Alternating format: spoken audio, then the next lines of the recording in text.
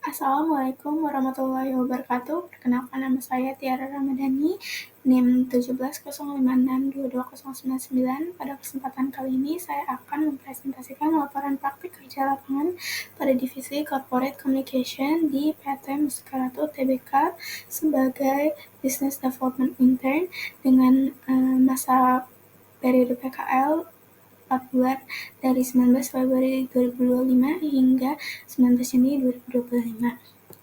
Latar belakang dari laporan ini adalah kegiatan PKL ini bertujuan untuk menjembatani antara kesenjangan yang saya pelajari di perkuliahan dengan praktik nyata di dunia kerja, terutama aspek soft skill seperti negosiasi bisnis, komunikasi, dan kerjasama tim.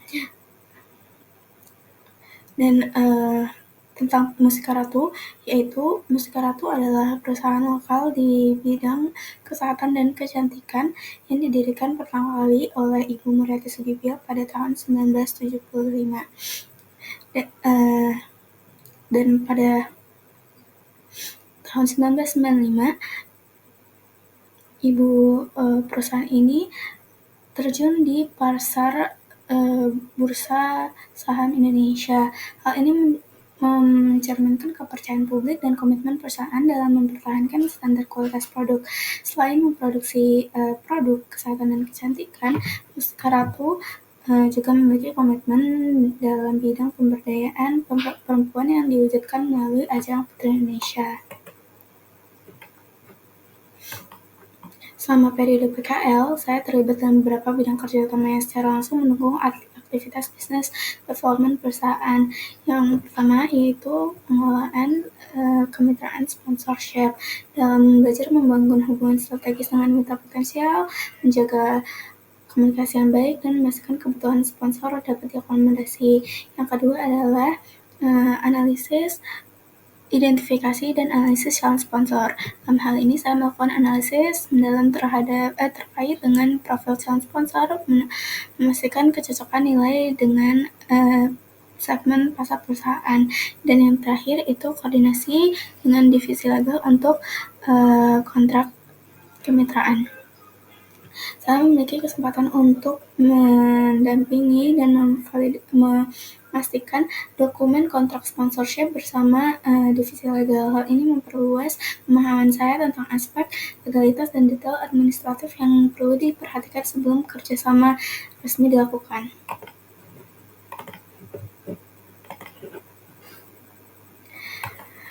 Salah satu tugas yang saya lakukan adalah membuat daftar undangan sponsor. Tujuan dari proses ini adalah menyusun dan memverifikasi daftar sponsor yang akan diundang sesuai dengan kepentingan perusahaan. Dalam hal ini, saya melakukan peninjauan terhadap daftar sponsor pada tahun sebelumnya, serta memverifikasi kesediaan kehadiran, dan hasilnya adalah saya dapat membuat daftar sponsor final untuk acara Malam Bakat Pemilihan Putri Indonesia, Women Empowerment Conference, dan Grand Final Putri Indonesia 2025. Selanjutnya, tugas yang saya lakukan berikutnya adalah membuat surat proposal untuk calon sponsor. Tujuan dari pekerjaan ini adalah menyusun proposal kerjasama yang strategis dan sesuai standar perusahaan untuk menjalin kolaborasi. Prosesnya adalah dimulai dengan memahami kebutuhan perusahaan dan provinsi calon sponsor, kemudian menuangkan informasi tersebut ke dalam dokumen yang jelas, informatif, dan menarik. Proposal yang saya buat kemudian direview kembali oleh mentor untuk memastikan kesesuaian dengan kebijakan perusahaan sebelum dikirim kepada calon sponsor.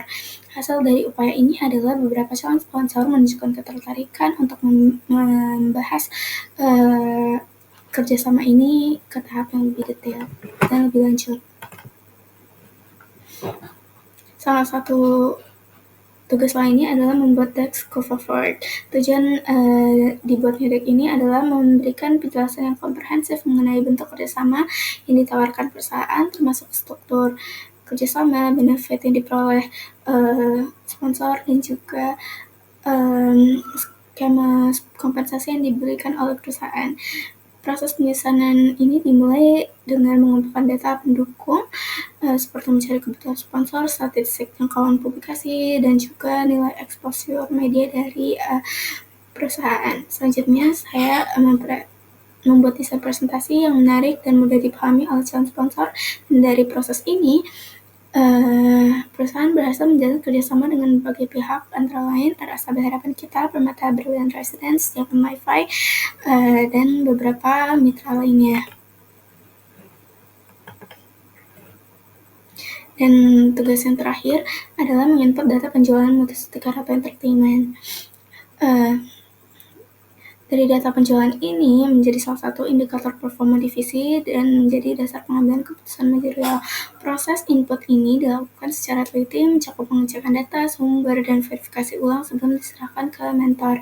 Meskipun terlihat sederhana, tugas ini mengajarkan saya bagaimana cara lebih ketelitian dalam bekerja.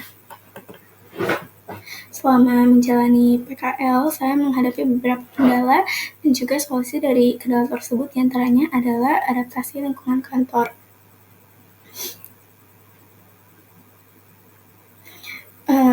Proses adaptasi dengan lingkungan kerja memiliki ritme kerja yang cepat dan standar profesional tinggi itu menjadi salah satu kendala saya.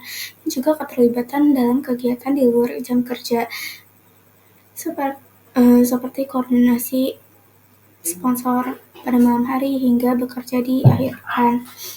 Solusinya adalah menjalin komunikasi yang baik dengan antara divisi dan juga mentor dan juga sponsor, dan juga mengatur manajemen waktu dan energi secara efektif dengan mengatur waktu dengan membuat prioritas tugas harian dan rutin melakukan evaluasi capaian kerja setiap bulan. Juga kontribusi dari praktikan ini adalah optimalisasi tamu undangan sponsor untuk acara besar, penguatan relasi bisnis melalui proposal kolaboratif, penyajian materi presentasi yang informatif dan meyakinkan, serta pengelolaan data pengujian yang akurat dan tertata. Kesenjangan pengetahuan dan keterampilan yang diperoleh dengan praktikan di lapangan diantaranya adalah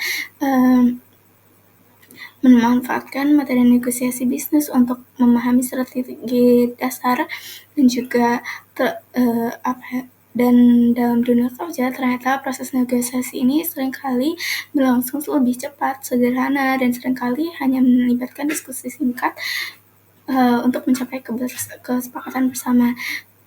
Keberhasilan negosiasi ini tak hanya bergantung pada teori, tapi juga pada fleksibilitas, intuisi, dan juga kemampuan beradaptasi terhadap kondisi nyata di tempat kerja.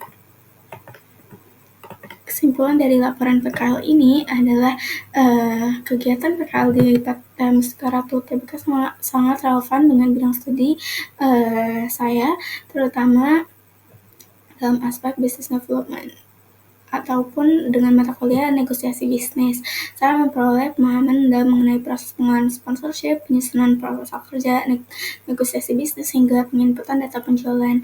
Tantangan yang saya hadapi dalam adaptasi budaya kerja dan pengelolaan beban tugas menjadi pembelajaran yang membentuk mental kerja yang lebih profesional.